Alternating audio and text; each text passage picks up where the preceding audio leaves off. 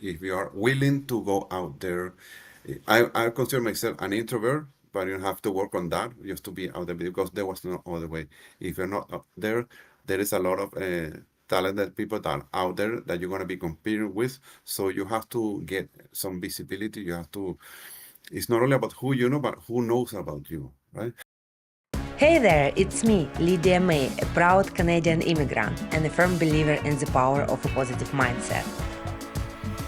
I want to have honest conversations with successful immigrants about their stories, insights, and what it really takes to thrive in your new home. Get ready to warm up to Canada. Welcome to the Ice to Nice podcast. Hi, Edmundo. How are you today? Thank you so much for coming to my podcast, Ice to Nice. It's nice to have you here. Thank you, Lydia, for the invitation to come here to your podcast. So, just to start with my story, I came from Caracas, Venezuela, and then the first city that I decided to start this long-term journey was Montreal. And why did you pick Montreal, if you don't mind me asking? So you said first to Montreal. Did you Yes. speak French or?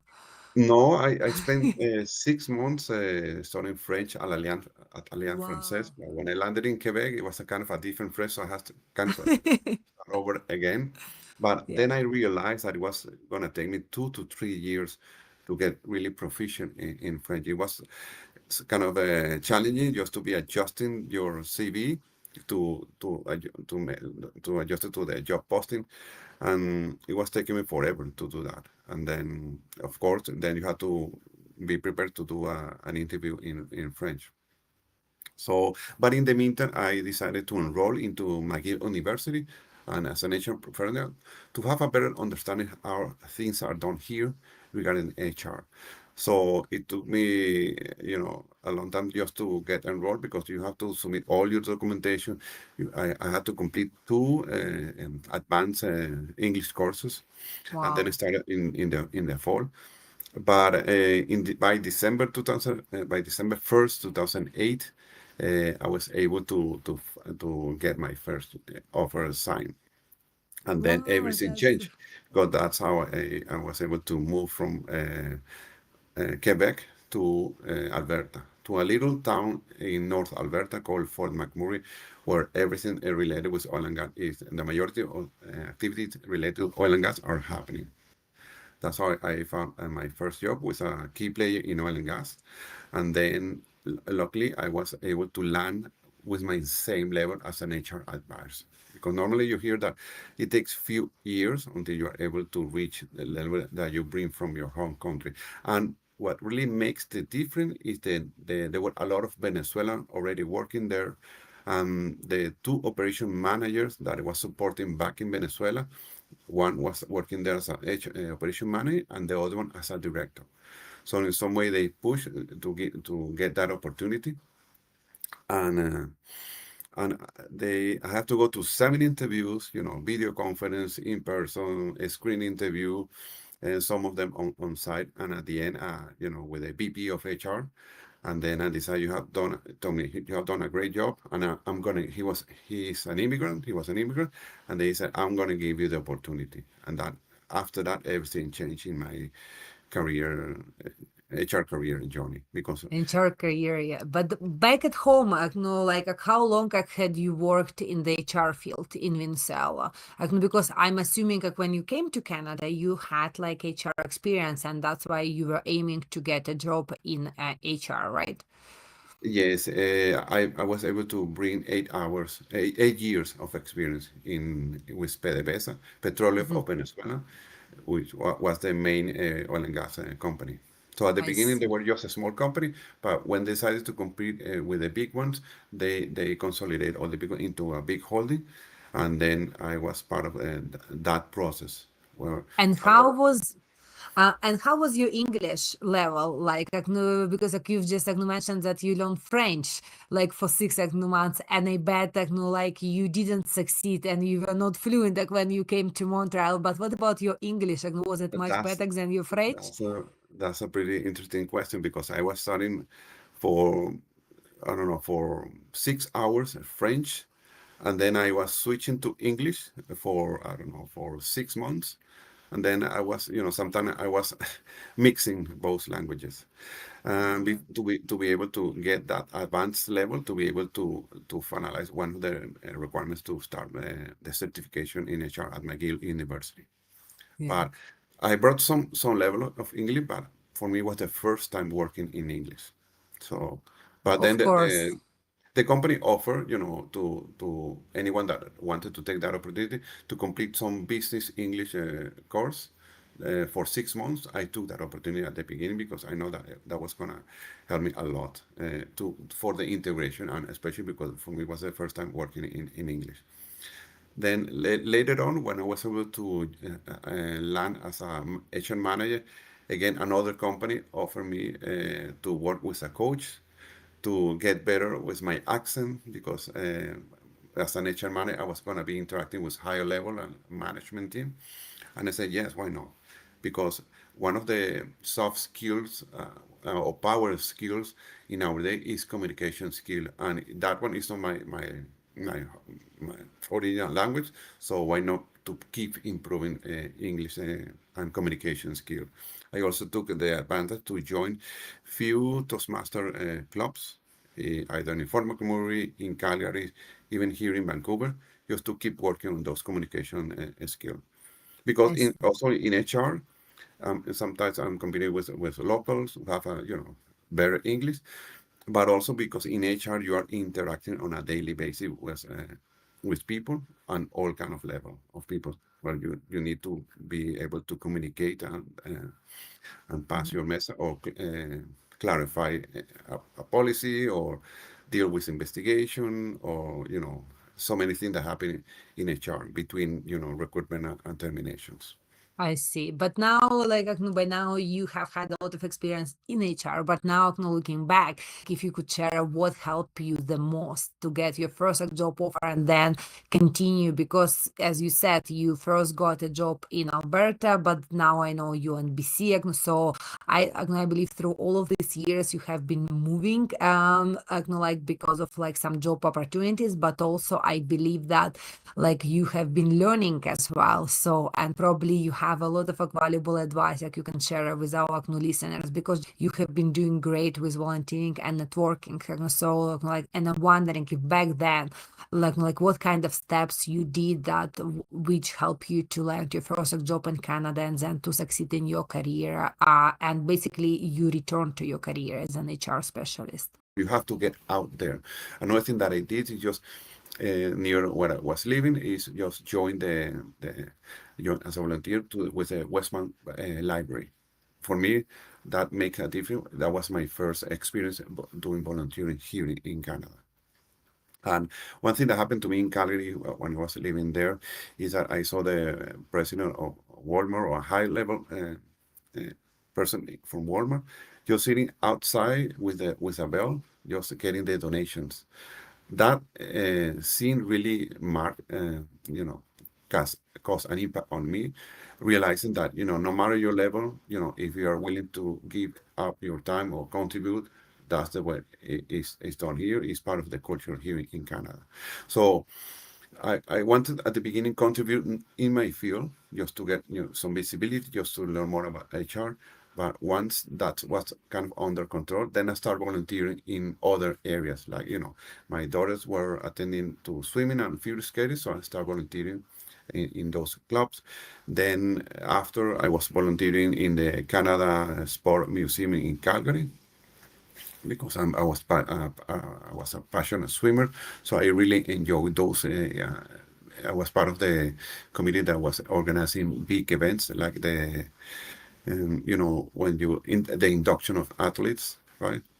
Or big events that you need to manage a lot of things and be part of a team and then deliver and then you are working under pressure. So those kind of experience in some way you can transfer to your job, and then of course you have somebody that can speak about you, that can refer you, and that also everything that you do here will go to your CV. Yeah, if we talk about education, we talk about volunteering, or if we talk about work experience. Mhm. And before you moved to Canada, did you do a lot of volunteering in Venezuela, or it just started mostly here because you came here, you saw that, or a lot of young people they do that, and Canada kind of inspired you to be a volunteer for many different things. I would say that in some cases I was volunteering informally, but here I realized that here is even a formal process. You have to apply for the position. You have to go to an interview. You have to show that you real why you want to volunteer over there. So in some that also prepares me when I was dealing with job interviews. But I would say in Venezuela was more informal, but here it was more done in a formal way. So in some way, you're saying probably without that experience, probably it would have been harder for you to grow in your career in Canada. That volunteering played a big part in your career in Canada. Yeah, but if you have that you know, growth mindset, or if you are willing to go out there. I consider myself an introvert, but you have to work on that just to be out there because there was no other way. If you're not up there, there is a lot of talented people that are out there that you're going to be competing with. So you have to get some visibility. You have to, it's not only about who you know, but who knows about you, right? And in our day, that is not everything is more online. Is being able to connect with people online with the hidden market because with the other open that you see on LinkedIn or Indeed, it will show you around 25% of the potential opportunities. But if you are willing to put some extra efforts in the hidden market, connecting with people that are in the company that you are targeting to apply, or with people that are doing the position that you are trying, so you can connect with the person, you know, get some insight, get more information about the recruitment process, or maybe later on when he's already familiar with your profile, that person will be more willing to refer you. And if you're constantly giving, then people will see that, and then are gonna be able to su- uh, support you, right? But versus if you're always taking, but you're never giving back. So people, you know, not everybody is active, but everybody is watching on LinkedIn. And if you see that one person is constantly giving to other ones, then maybe that person is not gonna pay back. But somebody else seeing you that you are constantly giving away, then that person will or will just to either, you know, give you some advice, refer you, connect with you, give the chance to have a coffee meeting or a informational meetings. So because when you are in transition, every little detail counts. And at the end, when you put all together, that will put you in a much better position. Do you find that volunteering and networking, those two are deeply connected? That through volunteering, we do some networking as well. I did a lot of testing. You know, sometimes at the beginning I was going on on my own, stuffer, but then I was just arriving on time and then networking with the people that were organizing the event. And then if you are there on time, then you can even have the chance to speak with the facilitator. And then at the end of the on the event, you can go back to that facilitator and congrats and, you know, shake hand, interchange your business card. By that time now it's all about connecting via LinkedIn, via a QR code. And then you also, another thing is you have the chance to overlook the space and then position well in that space, and see when people are arriving, and then you start connecting with people one by one. Versus if you arrive late, then it's more difficult, but because all the groups are going to be already arranged, and it's more difficult to interact with groups that are already having a conversation. You just arrive. Of course, if you have somebody that can introduce to that group, it'll be easier. Another time I was going with a friend, but the more I was attending to those events, the more confident I feel going to those events. So, and then I was developing those communication skills, those networking skills, and then in some cases I started volunteering right away at the HR Association in Calgary. I was part of the editorial committee that really gave me the chance to interact with other professionals here in Canada. I was attending to all kind of events, even before moving to BC, I was able to be part of the committee that was selecting the speakers and topic for the big HR conference that happened on an annual basis. And at the end, I had to quit because I moved to BC. By that time, there was a big recession happening in Calgary, and I was able to land a job. That was in 2006. I was able to land a job in a different sector, and as an HR manager for the first time. And then what I did is just transfer my membership to BC, and then I start volunteering in all kind of activity. Become very happy because somewhere I was building from scratch again my network here in a different profit. But at the same time, I didn't want to lose that network that it took me 10 years to build in Calgary and Alberta. So I tried always to keep it warm. Because it's not good when you only touch by your network when you're out of a job, right? You have to network before, during, and after, and always keep contributing and helping each other when you have the chance. So every time that I'm in the other side, I always try to do my best to help other people to just to land the position that fit their profile. Like, but this is great. Yeah, like I think I love this phrase that you have to network not just when you're looking for a job, but even when you have a job, because again, the market in Canada is very unpredictable and you never know what might happen. And then when like some things will happen, then at least like you have your network, right, as your support group in some way, because like it takes time, right, to build that network. As you said, like it took you like 10 years probably to build your network in Alberta, and now still you're maintaining it even despite the fact that you live in BC. But coming back to your first job, like could you share what helped you to get that first job? Just because of again your connection through your fellow Venezuelans, or like how did you find that opportunity? Because again, you were based in Montreal, and then like when you moved to Alberta, I guess like it was a long process. So, but it probably was even harder for you to find a job in Alberta because you were in a French-speaking province and you were applying for some jobs outside of Quebec, and still you got a chance. So as you know, for many immigrants, it's very hard to get their first job offer, and they're dreaming to get this first job with good insurance, like with kind of normal work hours, and like yeah, just a nice office. And that's why I think it would be very valuable for our listeners to hear what helped you to get your first job in Canada. So what helped me is you have to have a clean CV adapted to the Canadian way. Also apply, but at the same time, I was being always investing time to get ready for that interview, because you can be applying a lot, but if you're not ready, then you're gonna lose that opportunity of your investing a lot of time preparing for an interview, but you are not applying or connecting with agencies or recruiter, then that opportunity will never come.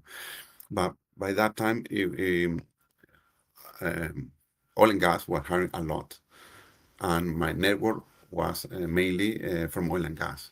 A lot of the Venezuelan that there were a lot working in Fort McMurray, and some people started telling me, "Well, just connect with your previous network, because if there's a lot of Venezuelan working in Fort McMurray, maybe a lot of them they will give you insight. They will refer your CV or." And then I start, because my initial plan was to stay at least 1 year in Quebec, in Montreal. But without a job was difficult to stay there. So, but it was funny because the next day that I decided to apply was 2 a.m. And then was the next day they called me. And 2 weeks after, I was just working in Fort McMurray. Oh They my were God, giving this is a tour crazy. with the family, and then I was just planning to do that big move almost from east to the west, to the west, Yeah. And Canada. plus, especially like such a different landscape, because I've been to Montreal, I've never been to Fort McMurray, but I live in Calgary, so I can imagine like an oil and gas small town. Then it was a big change, for you. But then, like, did it take you some time to build your network there, or like how you were progressing in your career when you first got your job? At the beginning, in some way, it was easy because there were a lot of people that I was working before for 8 years. Mhm. So in some way that helped me to adapt because during the weekend I was able to share with them. Some of them have a few years already working there. In some way they will start sharing their story, and you get a lot learning from other people for stories. Then my HR team was mainly Canadian, so I was kind of the rookie because a lot of them have minimum 5 years within the team. But for me, it was a great learning experience because that's what I wanted. I wanted to learn how was the Canadian way to perform HR, and it was kind of an intensive learning because by that year, the financial bubble happened in December 2008. I think I was the last one that got hired because then the company put a hiring freeze for 4 to 6 months. Then, and at the end of 2008, the company was merging with Petro-Canada, and then I was part of that process, or learning about this, challenging situation. And at the beginning, I was trying to reallocate because some of the big projects were canceled, so we were competing within the company just to allocate some of the stuff that were. That needed to apply to see they were able to land a position within the company in a different department. So by that time I was supporting the turnaround manager, and then I was able to allocate 30 employees in a short period of time on the where you have to do everything in one day because you have everybody competing with a few positions available because of the emergency situation. And I didn't mention that at the beginning they gave me just 30 guys. So deal with it to see how do you do with that. They they are Venezuelans, so you should do great with that small group. Back in Venezuela, I was supporting 1,600, so I have no issue with that. So one another learning is that you have to be humble at the beginning. You just need to deliver to prove that you can do it, and then they will give you their more opportunity, and then you will be progressing according to your experience and education. So just after a few weeks or months, I jumped from 30 to 650. Uh, Wow. 4 different groups that I was supporting within that big site. But if I said at the beginning, "Oh, that's too small, I can do more," then that was kind of learning how the small talk in some way that was kind of a subliminal a small talk saying prove first and then I will give you more opportunities. But because I was so new in Canada, so I needed to get familiar with all the policies, and then they will give you more chances to support more staff within the company. Did you feel that you needed to adjust yourself to the Canadian workplace? Because, like, again, you spent so many years in Venezuela, you came here. Did you feel that, oh my God, like it's one thing to get to have a job offer, and the second, I can think exactly like what you've said, to be trusted with more responsibilities. But did you feel that you needed to adjust yourself to play by the rules in some way? By Canadian rules, like even having a small talk with your employees and with your managers as well. Being adaptable and have flexibility helped me a lot at the beginning. Yeah, first there were extreme conditions because I was working, 30 to 45 degrees. Yes, we were staying at a trailer, but then when going back to the camp, and that was another change, I was staying at camp. Another thing, I was flying, fly out from, on a weekly basis, and different schedule, 4 and 3, 7 and 7, or 24/4 when we're doing turnarounds, and at what point 7 weeks, 6 days per week, 10 hours per day, uh, and then 11 weeks in and 1 week out. But in some way, my focus was long term. I know I'm getting valuable experience for the long term. And in the meantime, I was able to progress from coordinator, advisor, senior advisor, and manager. So when you are concentrated on what you want to get on the long term, those other conditions, yeah, they will be challenging, but if you are embracing and you have your people that are doing, working together on a daily basis, then just a matter just to develop that support, those do network within the company, and learn about their stories, another, yes, at the beginning it was a language barrier because it was the first time, but with the with the day I'm working in English, that make it easy because I always embrace continuous learning. I was also uh, doing business English classes after work, so I was getting better each day. What else? Before I was just going to the job, but here I was traveling. I was staying at camp. I was taking the bus early in the morning to go to camp. I was working 8 hours or 10 hours or 12 hours. That was not a big change. In terms of HR, in some way, there were a lot of similarities, but what I wanted to learn, what needed to learn was about the particular policies here in Canada and how to and the culture within because each sector and each company have their own culture, and that's what you really need to um, understand from the very beginning. It's different when you look for a job in oil and gas, or even sometimes what I was doing in Calgary, just getting into the building just to see how people were dressed, how people were behaving, staying at the coffee shop, and then sometimes I was having coffee meetings, and then in some way that gave me a lot of inside information when I was going to the interview. It was totally different when I was applying to the companies in different sectors I because see. dressing differently was more informal. Yeah. When you moved from Fort Macquarie to BC, what again helped you to get that job? Again, was it networking or volunteering, or it was just simply because you were applying online? I planted my CV online, and then I started getting call from agencies. So I started working with agency, and they are the ones to help me to find the job at the mine company. So I was living in Orlando, and they flew me to Tumbler Ridge to do the interview. I landed, there was a lot of delays. I landed at 6 a.m. The interview was at 9 a.m., but my adrenaline was so high that I was able to do the interview, perform well. And then when I was flying back, they were saying, okay, you got the job, and we're going to be sending you the offer. That's sweet. And then, That's very sweet. and then I stayed there with them for 3 years until the COVID hit and the mine got shut down. And after that, again, I was working with another agency, and then the manufacturing plant was restarting with Louisiana Pacific in Fort St. John, and they needed an HR manager, so I was ready. I was just 1 hour away because Cherry was just 1 hour away from Fort St. John, and that's how I got my. In this case, was having a good CV planted online, and be also being ready to for that interview. But at the same time, I became, I guess, the more active member of the CBHR, the HR Association here in BC.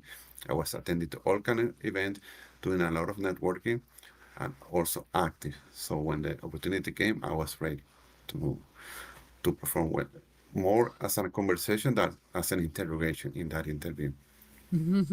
Or prepare, the better and confident you will feel in that interview, because it's a two-way because you are scanning the employee, but the employee is scanning you. You're asking, are you the right fit? Are you going to be able to perform the job?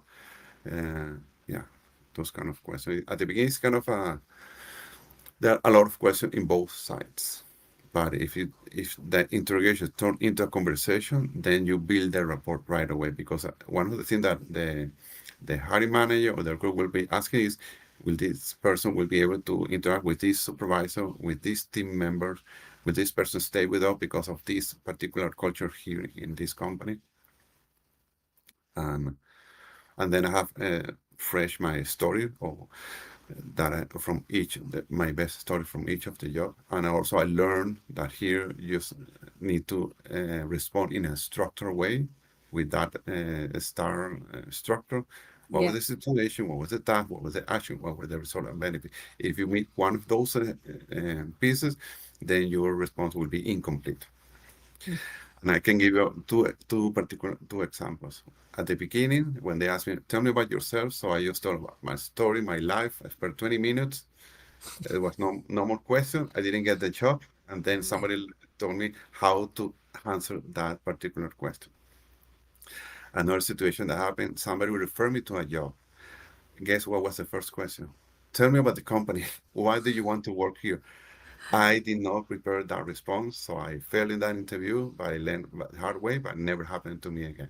You have to learn about the company because that will be one of the typical or classical or question that they will want to ask. Why? And then you have to go to show that you have to done your due diligence homework to show why do you want to work in that particular company, and they have to sense that you are genuine, you are honest in that sense, to convince them that you are the right fit for that company.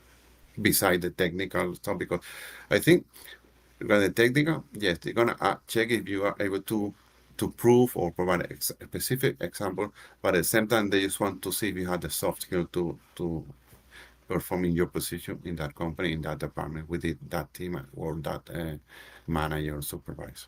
Yeah, you know, I always tell that soft skills are very important in Canada, and I do believe that soft skills, when you volunteer, when you network, it's when actually you train those soft skills, and right, because the majority of countries, Canadian immigrants are coming from, like those countries, they're not big on soft skills, like they're bigger on technical skills, right? But you can teach technical skills, but it's very hard to train a person with some kind of soft skills. And that's why I always tell that you need to be out there, you need to go to networking events. If networking doesn't feel so natural, again, like you can be a volunteer, right? And through volunteering you do this strategic networking. So like as you said, like you've experienced like that as well, that like you would go to an event, but then you meet like some people who again like those people like might help you with the job in the future.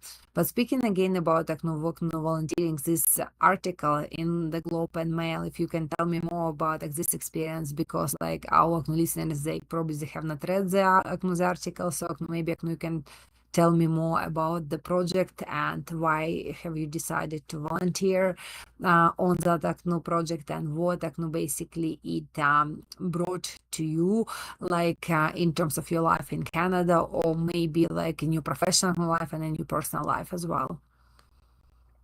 That was a pretty interesting experience. Why? Because I was not volunteering in my field. It was something totally different, and it was outside Canada. It was sponsored by the mining company where I was working. So we had the chance to go to Bolivia to spend 1 week um, interacting with the kids, and then helping build the, the school, their houses, sharing with them, eating with them. And something that was really funny is that I was the only one speaking Spanish. So in some way was the point of contact for the Canadian team that was visiting them, and for the kids and the teacher that were over there. Uh, so we were spent 1 week playing with them, eating with them, going to the schools, and traveling in the buses with them, and then just disconnecting from your fast pace, or sometimes when you don't have really time to just to have some relaxed time and be able to connect with the people. There was no really rush over there, just 1 week just to share with the kid and their teacher. And then when I came back from that trip, I was seeing everything with a different eyes, right? It was nothing. It's just being you there, out there.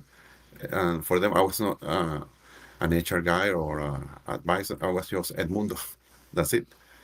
Edmundo who wanted to, serve food to them, or eat with them, or play with them, or hear their stories, or visiting their school, or just maybe jumping in a truck just to go with them to buy some ice cream. So those kind of little details, and another thing that captured my heart was that they really appreciate every second that you share with them. I see. Yeah. The In some way, that story, I started enjoying writing articles in some way. And one of my missions is just to pay back everything, every support that I got from the beginning. Some of them I don't see it often. I don't see it once per year, or I don't see it anymore. But in some way, I have been following their pathway. Some of them are now retired, but some of them helped me a lot in those 10 years, or even here in this, well, it's been now 7 years here in British Columbia. There's a lot of immigrants just landing here in Canada, a lot of job seekers, a lot of newcomers. So in some way, I knew what was the value of when you hear a story from other ones that will motivate you just to keep on going, because it's a long-term journey, and there will be a lot of up and downs. You see, there will always been challenges. So I had to go through the financial bubble in 2008, the recession that hit for 6 years in Calgary, in oil and gas. Then was COVID, and here we have now the tariff, but there was always going to be changes. What was going to make a difference if you are constantly, learning, preparing yourself, and keeping your eyes open, so you can make a strategic move at the right time. I see. And But if you now, are like, with those adaptability, and and you embrace change, right, and continuous learning, and and of now, course, it's nurturing your network. yeah, network. And now, looking back, like at your long journey in Canada, like what things you might have done differently, right? So, like, do you remember any of your mistakes, and what you could have done differently back then? And looking at Mm, your old journey from day one, so when you started in Montreal. Maybe if you ask me, I will move faster. From if I don't find a job in one particular place, I will try to move faster, open my scope, realize that can always be open to different opportunities, different sectors, different provinces, different cities, different jobs. In some way, I navigate all of those situations. I never, I came with the thinking that I was going to stay in Quebec. But, after 1 year without a job, when we need to move to another province. Our background was oil and gas is Alberta, so let's move to Alberta. Mhm. But then Alberta have a lot of up and downs. And then, you guess what? And also, nobody wanted to hire oil and gas workers, because in their minds, they will go back to their companies when the price recovers. But a lot of people got tired of that situation and move on to different jobs, different sectors, different provinces. So, Makes but sense. you have to be open to to navigate that career. That's not going to be from A to B. It's going to be, a lot of up and downs and deviation, and go back to the previous plan. But if you have where you're going, then you have more chances, and I know in some way just keep supporting and nurturing your network. That Hmm. always going to be out there supporting you in this interesting journey in a And different country. I I see. became And what? Yeah. Yeah, and I became yeah, it came in yes, I became Venezuela, but I became citizen here in 2012. So I have I'm Venezuelan, but also Canadian. Yeah. And what would be your advice on networking and volunteering for those who just in the beginning of their career in Canada? Invest time, because it's going to be kind of applying for a job. So invest, if you can do it at the beginning on your field, great. If not, start with something else. And then you start learning about how is volunteering done here, what is the application process, and then at the same time you're going to be having that on your CV, that you volunteer for a local organization, and you have somebody that can refer you and speak well about what you did with them. Volunteer, it's gonna happen in different ways with different organizations, on your field, out of your field. And if you have that with you, then every time they have that opportunity, just do it. In some way, it's gonna be kind of mandatory. When I have my kids, practicing swimming and figure skate, it was kind of mandatory to do volunteering. So in swimming, yeah, it was easy for me because I used to be a competitive swimmer, so I became an official. to be able to see Sabrina when she was coming to an event, when she was coming out of the pool, and then it was easy for me just to complete those modules to perform as a timer, as a chief timer, as you know, official of start and turns or yeah. And with the figure skater, I enjoy just playing music for the different figure skaters that were in that arena. I was supporting the team. I was supporting Samantha. And I really enjoyed that. And what would be your advice on a job interview in Canada? For the job interview in Canada, is so many aspects that you have to take care. So don't leave it until the day before, because it will be kind of trying to go to a final exam and try to digest all the subject that you saw in 1 year in 1 day. So apply getting ready for that job interview is about, enhancing your CV, your cover letter, networking, planting your CV in the websites or in job boards or Indeed or LinkedIn, knowing about the market, how is the market doing, how is the market paying, and then be clear about your expectation and how. So when you are seeing the position, you have to identify quickly if you are a good match or not to before you start to apply or not. Also, be ready for that screening interview. They will check, are you available? How much are you? Those key questions that, depending on those, will help you to pass to the next round or not. Or sometimes you think that it's the screen, and no, it's the real interview. So you have to be at your best, not only regarding interview, but also in terms of being, emotional, spiritual, uh, up. Because if you're gonna interview and you are kind of sad or disappointed or mad, then maybe, oh yeah, you can have that, but you have to also to work on that to be able to be align all those variables for that particular day. It's like the athletes that go to the Olympic Games. They have to align everything for one particular day that they're going to compete. That only happen every 4 years. So that's not easy thing to do.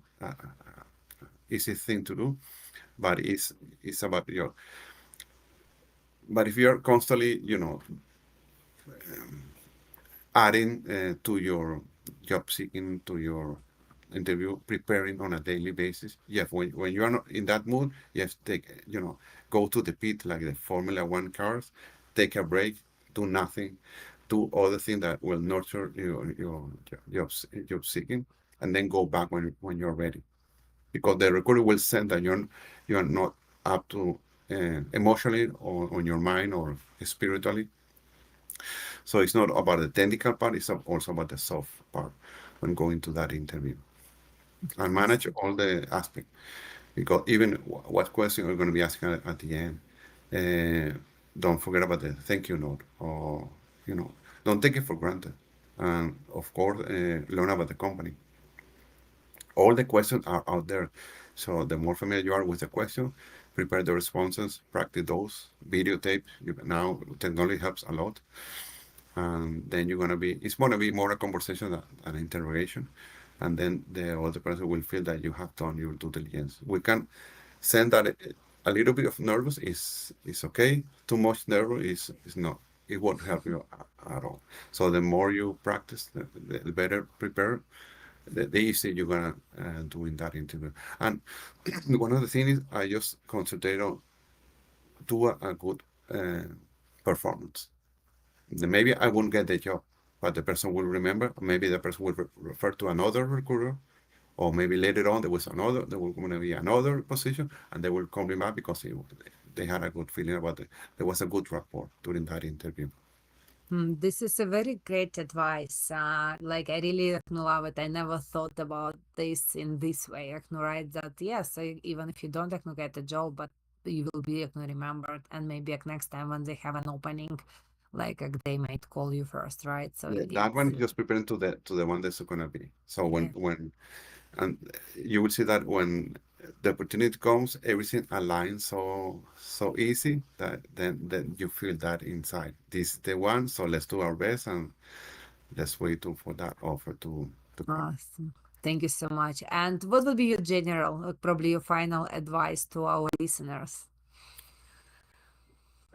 To our listen, every time that you have a chance to do something for other ones, don't lose that opportunity because it will satisfy you inside, but also it will be making a difference in that person. And sometimes I don't believe I don't have time. You make the time. So sometimes it's just one text, one call, one coffee. So if you make the time, you will make room for that person. But in some way, you're just asking for your advice, your support, and right. So that's in some way what I've been trying uh, to do all these years, and I've been laid off or many times. But in between, I when I can help other ones with job, I I support them, or advice, or I'm mentoring right now with two different organizations as a mentor. So is another way, or participate as a volunteer with your association or in other organizations. That's another way. Awesome. Well, thank you so much for being my guest today. I'm pretty sure that our listeners, they can learn a lot from your story I really and appreciate this from conversation. your advice as well. Thank you very much, Lydia.